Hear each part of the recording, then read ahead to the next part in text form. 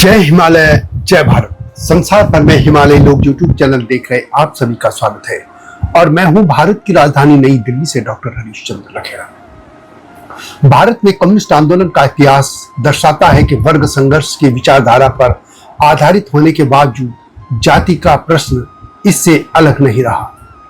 भारतीय समाज की जड़ों में जाति व्यवस्था मौजूद रही और वामपंथी आंदोलनों में भी विभिन्न जातीय पृष्ठभूमि के लोग शामिल हुए। हाल के वर्षों को छोड़ दे तो कम्युनिस्ट दलों के अधिकतर महासचिव ब्राह्मण या सवर्ण रहे। इनमें ब्राह्मण पृष्ठभूमि के नेताओं की संख्या और प्रभाव विशेष रूप से उल्लेखनीय रहा है। सीपीआई, सीपीआईएम, सीपीआईएमएल और पीसीआई जैसे संगठनों में ब्राह्मण नेताओं ने आंदोलन की दिशा तय करने में निर्णायक भूमिका निभाई। दूसरी ओर यह भी कह सकते हैं कि सनातन धर्म यानी हिंदू धर्म या जिसे ब्राह्मण धर्म भी कहा जाता है, उसकी जड़ों में यही कम्युनिस्ट ब्राह्मण नेता मट्ठा डालते रहे। आयातित विचारधारा के दम पर भारत की तकदीर बदलने वाले ये ब्राह्मण नेता आज खुद हाशिए पर पड़ गए और इनका कम्युनिस्ट आंदोलन भी अब मृतप्राय हो गया। लेकिन हमें देखना होगा कि आखिर ये ब्राह्मणों की धारा अपने सनातन धर्म की जड़ों में मट्ठा क्यों डालने लग गई थी। इसी मुद्दे पर मैं बात करूंगा, लेकिन जब तक मैं आगे बढ़ूं आपसे अनुरोध है कि हिमालय लोग यूट्यूब चैनल को सब्सक्राइब अवश्य कर दीजिएगा जिन्होंने अब तक ऐसा नहीं किया है या जो चैनल पर नए हैं। अब मेरे सत्यमेव जयते चैनल यानी STB को भी देखिएगा, ये आपसे विनम्र अनुरोध है। तो बात करते हैं कम्युनिस्ट ब्राह्मण नेताओं की। विडंबना यह है कि जाति निरपेक्षता की बात करने वाले इस आंदोलन में यानी कम्युनिस्ट आंदोलन में भी नेतृत्व की एक बड़ी धारा ब्राह्मण पृष्ठभूमि से आई। इन नेताओं ने अपने सामाजिक विशेषाधिकार को जन संघर्षों के पक्ष में लगाया और जातिगत पहचान से ऊपर उठने का प्रयास किया। फिर भी आलोचकों का कहना है कि जाति सवाल पर वामपंथ की सीमित पहल ने दलित पिछड़े वर्गों में इसकी पैठ कमजोर की। भारत में प्रारंभिक दौर में MN रॉय जो बंगाल के ब्राह्मण थे, उन्होंने सोवियत रूस और कम्युनिस्ट इंटरनेशनल में भारत का प्रतिनिधित्व करते हुए वैचारिक नींव रखी। MN रॉय जिनका असली नाम नरेंद्रनाथ भट्टाचार्य था। इसी तरह PC जोशी उत्तराखंड के कुमाऊं अल्मोड़ा से थे। उन्होंने CPI को अखिल भारतीय ढांचा देने में ऐतिहासिक योगदान दिया। CPI के वे महासचिव भी थे। भारत की कम्युनिस्ट पार्टी यानी CPI जिसकी स्थापना का वर्ष 1925 बताया जाता है, जब कानपुर में 26 से 28 दिसंबर 1925 को पार्टी का स्थापना सम्मेलन आयोजित किया गया था। लेकिन मार्क्सवादी कम्युनिस्ट पार्टी यानी CPIM 17 अक्टूबर 1920 को अपना स्थापना वर्ष बताती है, जब MN रॉय और उनके कुछ साथियों ने ताशकंद में भारत की कम्युनिस्ट पार्टी की स्थापना की। 1925 से 1964 तक भारत में भारतीय कम्युनिस्ट पार्टी या भारतीय कम्युनिस्ट पार्टी रही, लेकिन 1964 में CPI में पहला विभाजन हुआ और दो कम्युनिस्ट पार्टियां बन गई। 1969 में जब CPM में विभाजन हुआ तो CPI-ML का भी गठन हो गया, यानी एक और कम्युनिस्ट पार्टी आ गई। स्वतंत्रता के बाद के दौर में केरल के EMS नंबूदरी ब्राह्मण थे। यही वही जाति है जहां से आदि शंकर पैदा हुए थे, यानी भगवान आदि शंकराचार्य भी नंबूदरी ब्राह्मण थे। और भारत के पहले कम्युनिस्ट मुख्यमंत्री भी आदि शंकर के ही जाति भाई थे। उन्होंने कम्युनिस्ट मुख्यमंत्री के रूप में भूमि सुधार और शिक्षा स्वास्थ्य क्रांति का नेतृत्व किया। महाराष्ट्र के BT रणदिवे, आंध्र प्रदेश के M बसप्पनैया और बंगाल के बंकिम मुखर्जी जैसे ब्राह्मण नेता मजदूर किसान आंदोलनों में सक्रिय रहे। 1960-70 के दशक में वामपंथी धारा विभाजित हुई।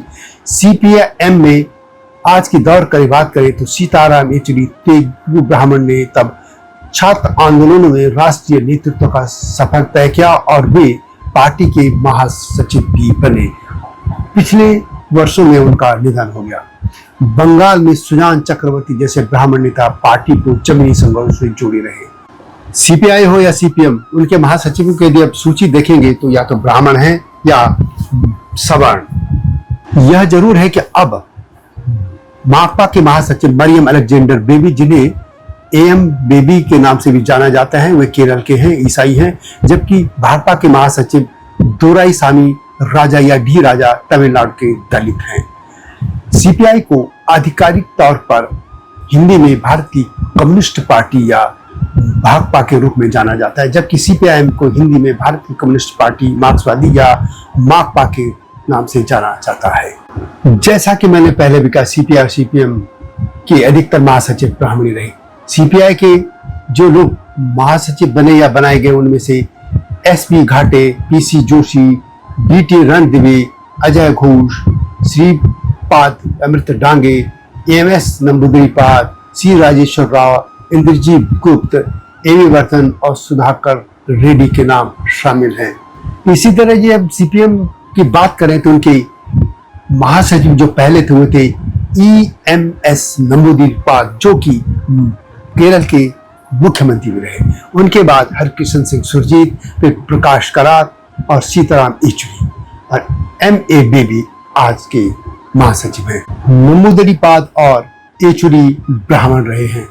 एमए बेबी तो ईसाई हैं, लेकिन बाकी सभी चारों महासचिव रहे माकपा के सवर्ण हैं या ब्राह्मण हैं। सीपीआईएमएल की बात करें तो इसमें डॉक्टर विनोद मिश्र समेत अधिकतर नेता ब्राह्मणी रहे। आज भी ब्राह्मण पृष्ठभूमि के नेता अग्रणी हैं। सीपीआईएमएल लिबरेशन का नेतृत्व दीपंकर भट्टाचार्य कर रहे हैं और वे भी ब्राह्मण हैं। एक बात और बता दूं, भारतीय कम्युनिस्ट पार्टी माकपा की स्थापना 26 दिसंबर 1925 को कानपुर नगर में हुई थी। भारतीय कम्युनिस्ट पार्टी एमएन राय ने इसका नेतृत्व किया था। मनवेंद्र नाथ राय, जिनका नाम नरेंद्र नाथ भट्टाचार्य भी था और जिन्हें एमएन राय के नाम से जाना जाता है, वे 20वीं शताब्दी के भारतीय क्रांतिकारी, दार्शनिक, कट्टरपंथी कार्यकर्ता और राजनीतिक सिद्धांतकार थे। राय मैक्सिकन कम्युनिस्ट पार्टी और भारतीय कम्युनिस्ट पार्टी ताशकंद समूह के संस्थापक थे। वह कम्युनिस्ट इंटरनेशनल कांग्रेस के प्रतिनिधि और चीन में रूस के सहयोगी भी थे। नरेंद्र भट्टाचार्य का जन्म 21 मार्च 1987 को कलकत्ता में हुआ था और वे ब्राह्मण थे। उनका परिवार वंशानुगत पुजारियों का एक परिवार था। राय के दादा मिदनापुर जिले के खेपुट गांव में देवी खेपुटेश्वरी के मुख्य पुजारी थे और उनके पिता दीनबंधु भट्टाचार्य ने भी 12 बच्चों के साथ अरबेलिया गांव में जाने से पहले एक पुजारी के रूप में सेवा की थी, लेकिन उनके पुत्र इस धर्म से विमुख हो गए थे और इन्हीं के नेतृत्व में फिर कम्युनिस्ट आंदोलन हुआ, जो हिंदू धर्म की जड़ों में मट्ठा डालता रहा। ब्राह्मणों की जो सदियों से मेहनत थी, उनकी मेहनत में मट्ठा डालता रहा। फिर भी जो भी हो, एक क्रांति तो उन्होंने की है अपने तरीके से, एक वैचारिक क्रांति तो की है, आप उससे सहमत हो या ना हो, लेकिन इसमें भी अग्रणी भूमिका ब्राह्मणों की रही है। यह वीडियो कैसी लगी कमेंट में अवश्य लिखिए। जल्दी आऊंगा नई गाथा के साथ, तब तक जय हिमालय, जय भारत। हिमालय पे पेड़ हो तो गीत गाएंगी नदियाँ, गीत गाएंगी नदियाँ। पेड़ों पे चिड़िया है तो गीत गाएंगी नदियाँ, पेड़ों पे चिड़िया है तो गीत गाएंगी नदियाँ। माँ की लोरी जैसे होते हैं नदियों के गीत।